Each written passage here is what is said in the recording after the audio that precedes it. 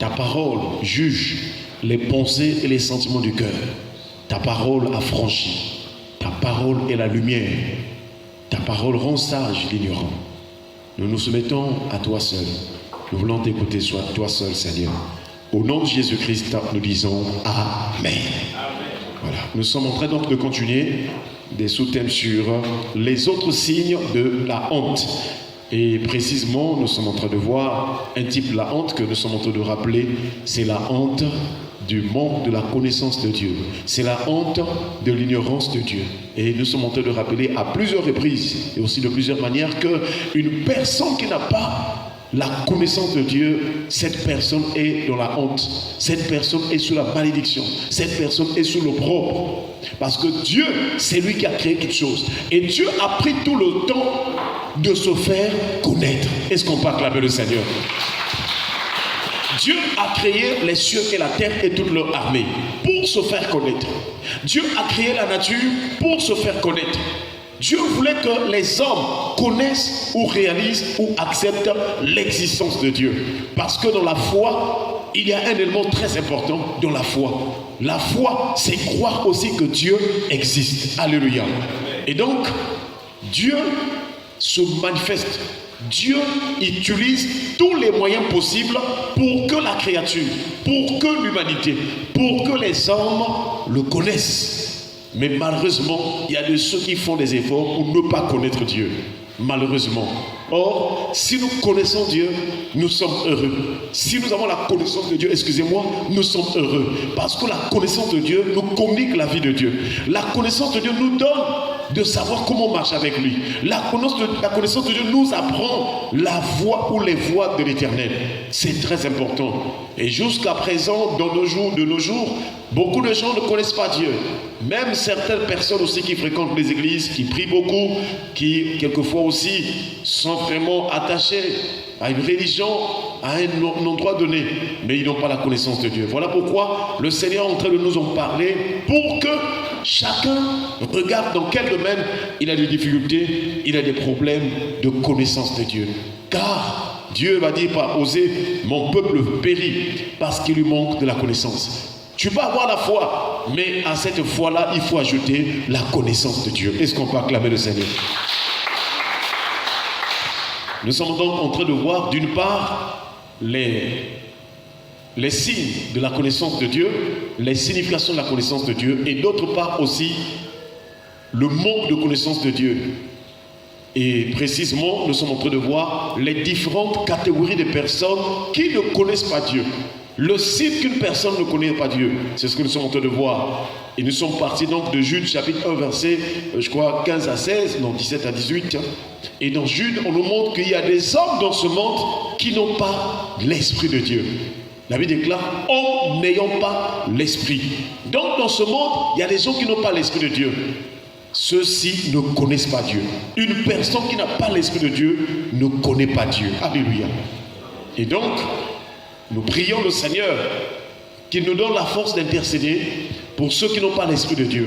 Parce qu'on ne peut pas marcher avec Dieu sans avoir son esprit. On ne peut pas appartenir à Dieu si nous n'avons pas son esprit.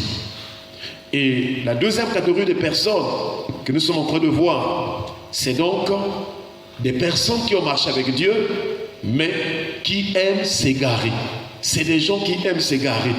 Il y a des gens, Dieu t'a fait grâce, tu marches avec lui. Il t'a donné d'être membre de la famille de Dieu. Il t'a donné de marcher avec Dieu. Mais à chaque fois, tu veux toujours t'égarer. C'est ce que nous sommes en train de voir depuis hier dans la soirée. Et donc nous sommes dans Hébreux chapitre 3, le verset 10. Il est écrit, « Ainsi je fus irrité contre cette génération. » Il parle d'Israël aussi. Parce qu'en Israël, il y avait des générations. Il y a une génération qui est sortie de l'Égypte, qui est entrée dans le désert. Et pendant 40 ans dans le désert, il y a eu au moins 2 générations. La première génération qui est rentrée dans le désert, cette génération avait péri.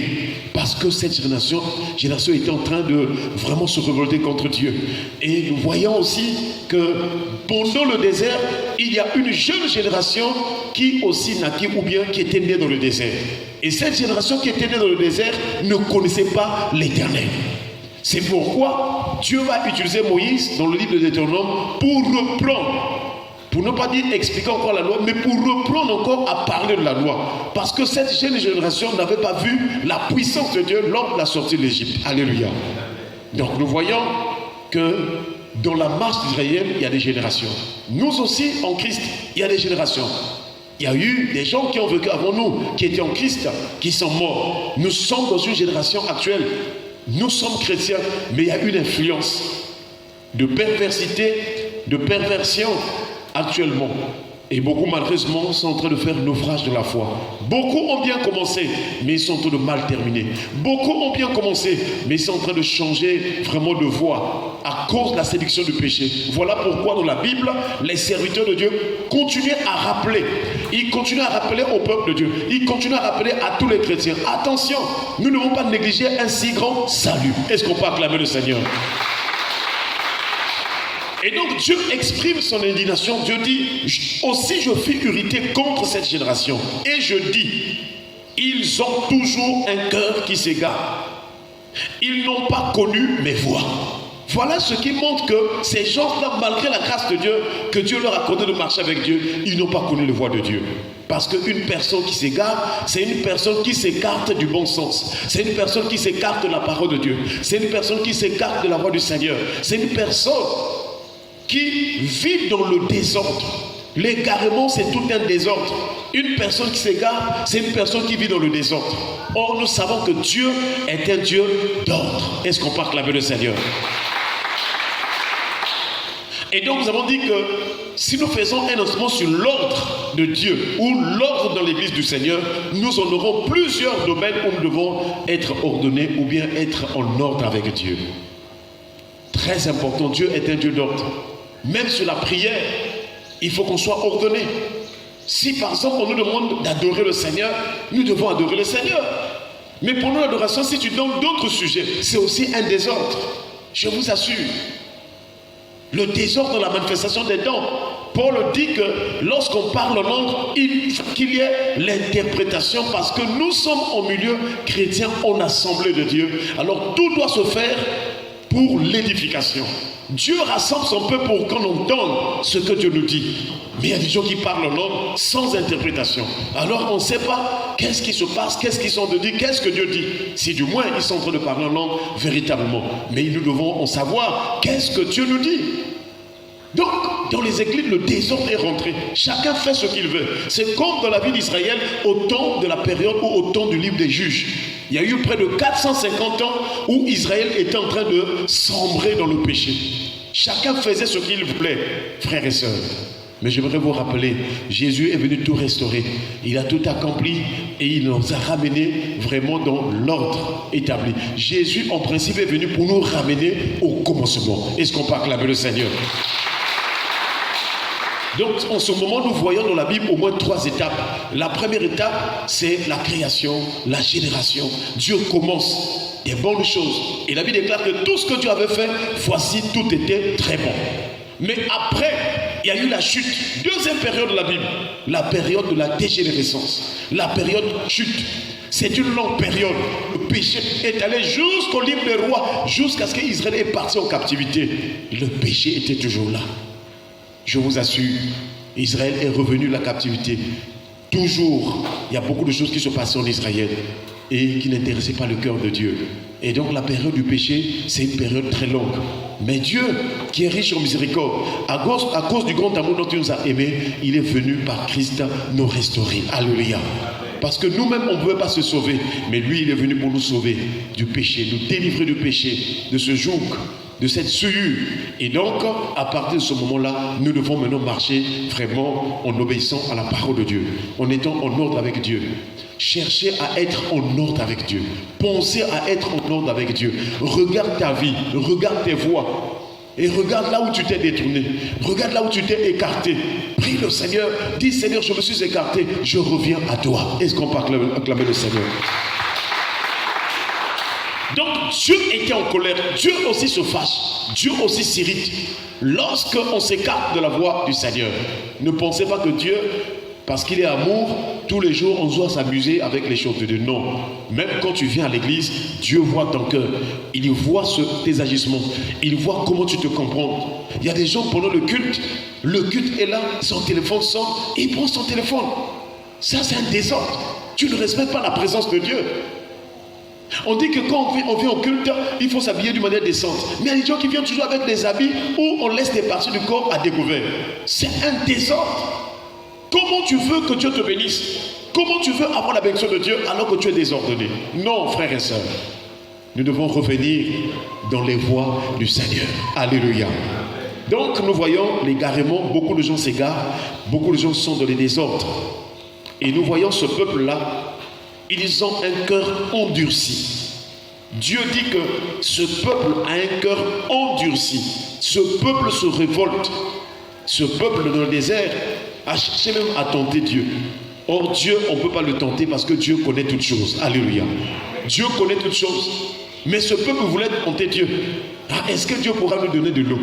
Est-ce que Dieu pourra nous donner de la nourriture? Donc c'est comme si Dieu est incapable. Attention. Dieu peut tout. Il est tout puissant. Est-ce qu'on peut acclamer le Seigneur? La Bible déclare que notre Dieu est au ciel. Il fait tout ce qu'il veut. Retiens cela que Dieu est tout puissant. Quand Dieu décide, personne ne peut lui dire arrête. Personne ne peut lui dire que tu ne pourras pas. Quand Dieu décide, quand Dieu vraiment se lève pour agir, aucune personne, aucune créature, aucune œuvre peut tenir devant le Seigneur. Voilà pourquoi nous devons chercher une bonne relation avec Dieu. Afin que lorsque Dieu va déclencher sa gloire, il va déclencher sa puissance, nous allons vivre la gloire de Dieu. Alléluia. Frères et sœurs, nous devons toujours avoir cette disposition sur la connaissance de la puissance de Dieu, j'allais dire la toute puissance de Dieu. Quand il a appelé Abraham, il a dit Abraham, je suis le Dieu tout puissant. Est-ce qu'on peut acclamer le Seigneur? C'est aussi une dimension de foi pour nous, croire que Dieu est tout puissant. Nous voyons donc que ce peuple avait un cœur endurci. Et dans la Bible, il y a plusieurs types d'endurcissement. Il y a plusieurs types de cœurs durs. Il y a des gens qui écoutent la parole depuis des années, mais il y a des points où ils ne veulent pas changer. Tu écoutes la parole, Dieu nous parle, jour et nuit. Dieu nous parle le matin, le soir, je vous assure. Est-ce que tu as accepté de faire ce que Dieu te commande? Est-ce que tu as accepté de vivre la parole de Dieu? Dieu est en train de parler de temps en temps. Il utilise tous les moyens. Il nous donne plusieurs types de prédications. Il nous donne plusieurs types d'enseignements. Il veut que ton cœur change. Il veut que tu sois en bonne relation avec lui. Et il veut te bénir. Il veut ton bonheur. Mais est-ce que ton cœur est endurci ou ton cœur est ouvert à Dieu? Est-ce que tu es prêt à ouvrir ton cœur au Seigneur? Ou bien il y a des choses que tu ne veux pas vraiment qu'on touche, qu'on dise dans ta vie? Frères et sœurs, nous pouvons prendre Proverbe chapitre 28, verset 14. Proverbe chapitre 28, le verset 14, il est écrit: heureux l'homme qui est continuellement dans la crainte, mais celui qui endurcit son cœur tombe dans le malheur. Oh! Voilà, nous avons souvent rappelé que dans la Bible, on nous montre toujours deux types de personnes. Le bon et le méchant. Le juste et l'injuste. Alléluia. Et ici dans ce texte, deux types de personnes. Pendant que tu écoutes cette parole, regarde toi-même. Est-ce que je suis du bon côté ou bien du mauvais côté? La première personne qui nous est présentée, c'est cette personne qui est continuellement dans la crainte de Dieu. Et la Bible déclare heureux. Nous avons déjà fait un enseignement sur le mot heureux. Heureux veut dire bonheur. Heureux veut dire favorable. Heureux veut dire, ça dit que celui qui avance, qui prospère, qui connaît la supériorité. Donc Dieu, il veut que toi tu avances, que tu prospères, que ça marche dans ta vie. Est-ce qu'on peut acclamer le Seigneur? Dieu ne veut pas ta souffrance. Quand Dieu permet la souffrance, c'est une épreuve pour démontrer sa puissance sur les œuvres du diable. Quand Dieu permet la souffrance dans ta vie, Dieu veut démontrer à Satan que toi, tu aimes Dieu. Même s'il t'attaque, tu n'abandonneras jamais. Alléluia. Et c'est ce qui s'est passé dans la vie des choses. Mais ici, on nous montre le premier homme, la première personne. Elle est heureuse parce que continuellement, elle craint Dieu. Donc si tu veux vivre le bonheur dans ta vie, si tu veux vivre la gloire de Dieu, si tu veux voir l'exaucement de tes prières. Il y a beaucoup de choses que tu demandes au Seigneur. Si tu veux voir la main de Dieu dans ta vie, il faut être continuellement de la crainte de Dieu. Il faut craindre Dieu continuellement. Que tu sois au travail, il faut craindre Dieu. Que tu sois à la maison, il faut craindre Dieu. Que tu sois dans le quartier, il faut craindre Dieu. Que tu sois dans les réunions de famille, il faut craindre Dieu. Où que tu te trouves, où que tu fous les plans de ton pied, il faut craindre Dieu. Mais vous allez voir, beaucoup de gens craignent Dieu à l'église seulement. Quand on sort de l'église, le mauvais cœur revient. Je ne veux pas que ça soit ton cas. Que le mauvais cœur te quitte au nom de Jésus. Que les mauvaises dispositions, les mauvaises pensées te quittent au nom de Jésus. Frères et sœurs, Dieu, il est là. La bénédiction de Dieu est là, disponible pour tous ceux qui craignent l'Éternel.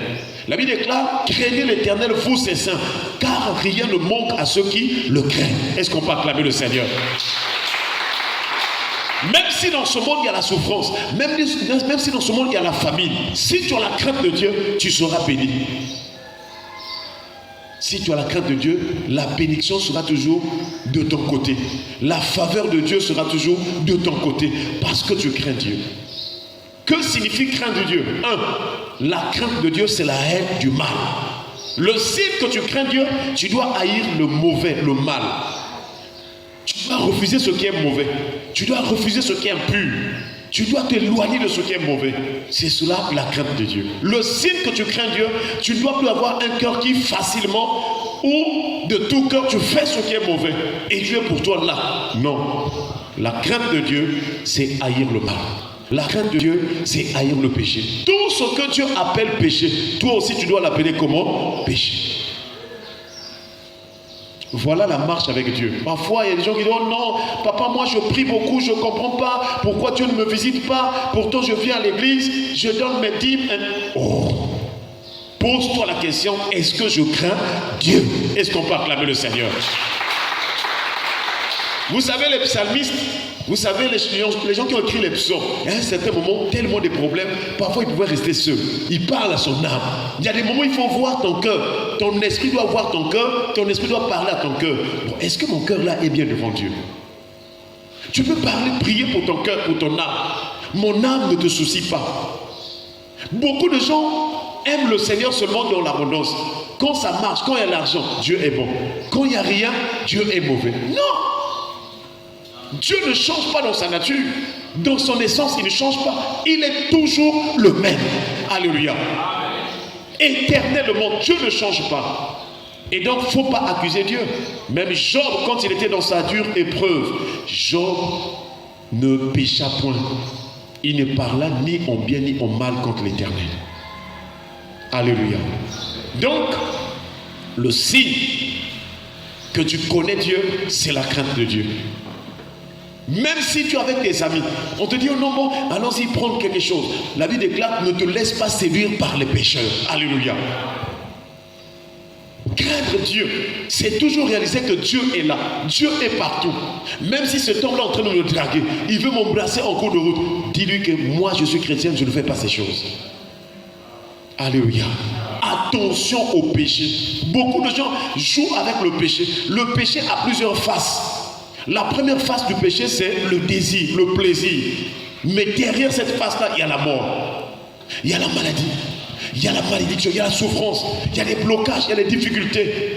Derrière le péché-là, il y a la chute. Il y a un grand trou. Il y a une grande fosse derrière le péché. Voilà pourquoi je vous en supplie. Lorsque tu sais déjà que ça, c'est un péché, ne cherche pas à aborder cela. Ne cherche pas à y aller. Ne cherche pas à raisonner.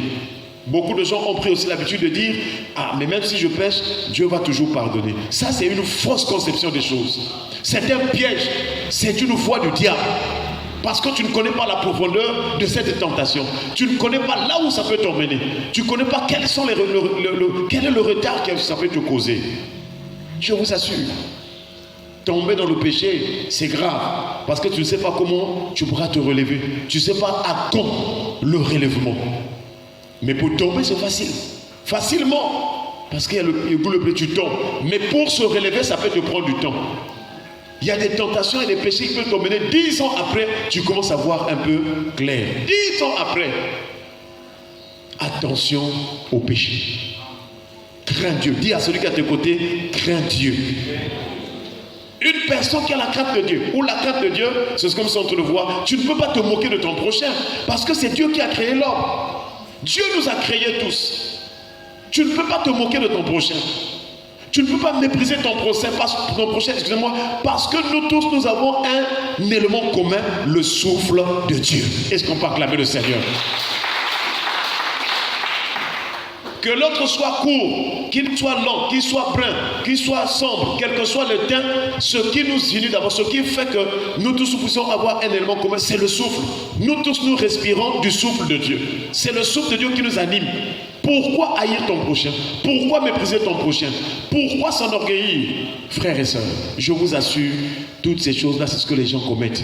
Et ce qui s'ensuit, ce sont les malheurs, les difficultés. Vous pensez que Dieu nous a créés pour que nous allions à l'hôpital pour aller payer les médicaments, pour aller se faire opérer? Non!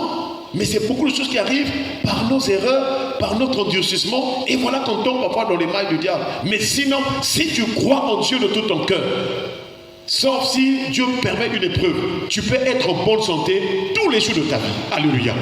Parce que Dieu est le Dieu qui a dit dans sa parole, je lui donnerai la guérison et la bonne santé. Je les guérirai et j'ouvrirai pour eux une source abondante de paix et de fidélité. Frères et sœurs, est-ce que toi tu as la crainte de Dieu?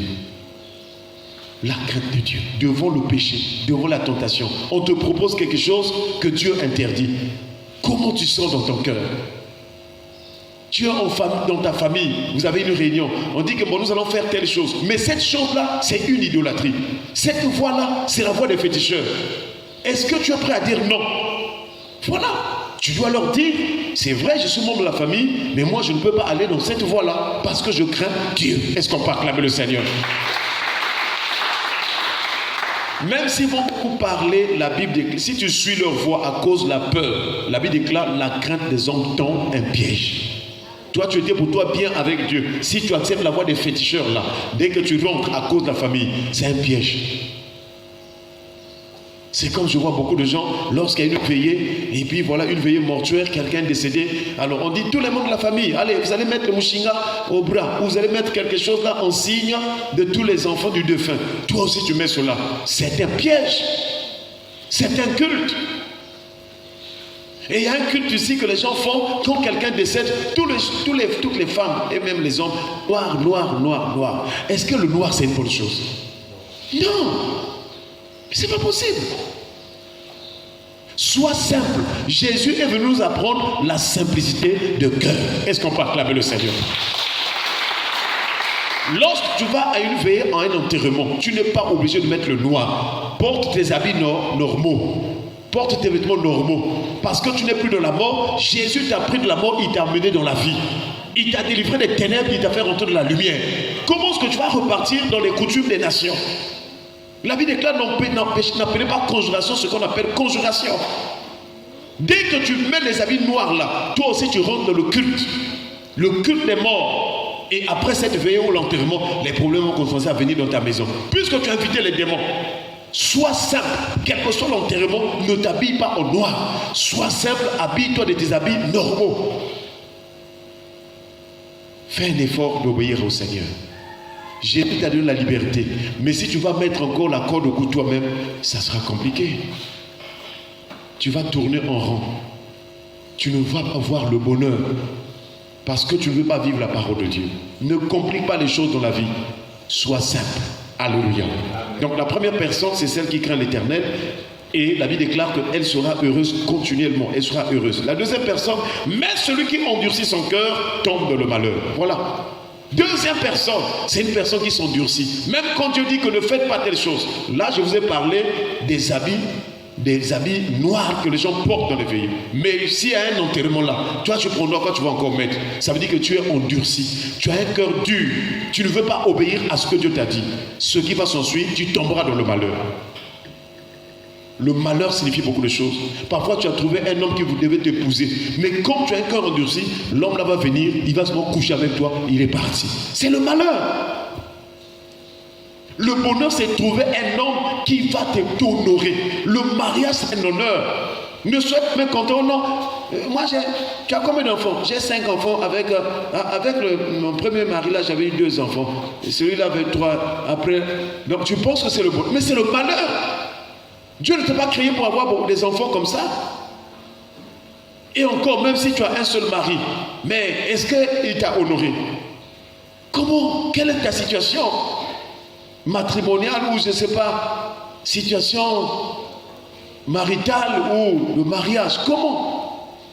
Beaucoup de gens traînent avec des blessures intérieures, des hommes, des femmes blessées.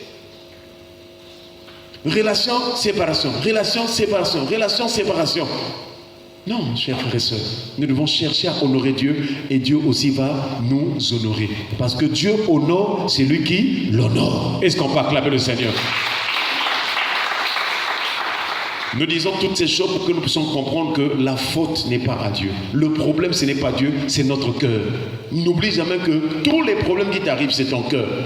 Mais si tu acceptes de mettre de l'ordre dans ton cœur, dans ta relation avec Dieu, si tu ne joues plus au péché, si tu acceptes de faire la volonté du Père, la volonté de Dieu, si tu obéis à ta voix, si tu t'éloignes du péché du mal, le bonheur viendra parce que Dieu ne ment pas. Dieu ne ment point. Quel que soit ton âge, si tu décides, tu t'engages à plaire au Seigneur, à faire la volonté de Dieu, Dieu, quel que soit ton âge, il va t'apporter le bonheur. Alléluia. Parce que Dieu, ça dit, je ne sais pas comment t'expliquer, Dieu nous aime. Ça dit que Dieu nous aime d'un amour, c'est pas possible. Il nous aime tellement. Dieu t'aime tellement. Mais c'est un problème d'endurcissement. Parfois tu tombes, il te relève. Parfois tu es malade, il te guérit. Parfois il t'interdit telle chose. Tu vas quand même, mais il te délivre. Mais tu repars encore. C'est la marche du peuple d'Israël. Mais notre prière est que le Seigneur nous aide, qu'il nous fasse grâce pour que nous puissions craindre Dieu continuellement. Alléluia. Que tu sois où, au village, partout, Dieu voit tout. Dieu te connaît. Il connaît le nombre de tes pas. Il connaît tout ce que tu as. Il connaît tes pensées. Mais fais un effort de craindre Dieu. Fais un effort d'obéir à sa voix. Fais un effort de faire la volonté de Dieu. Ne joue pas avec ton salut. Ne joue pas avec ta marche avec Dieu. Sois une femme sincère. Sois un homme, un frère, une sœur sincère devant Dieu. Crains Dieu et ça marchera. Alléluia. Baissons les têtes dans la prière. Nous allons remercier le Seigneur pour sa parole et les bons prions le Seigneur au nom de Jésus. Dieu notre Père, te rendons grâce. Merci pour ta parole ce matin. Ta parole qui nous éclaire. Ta parole de notre Père.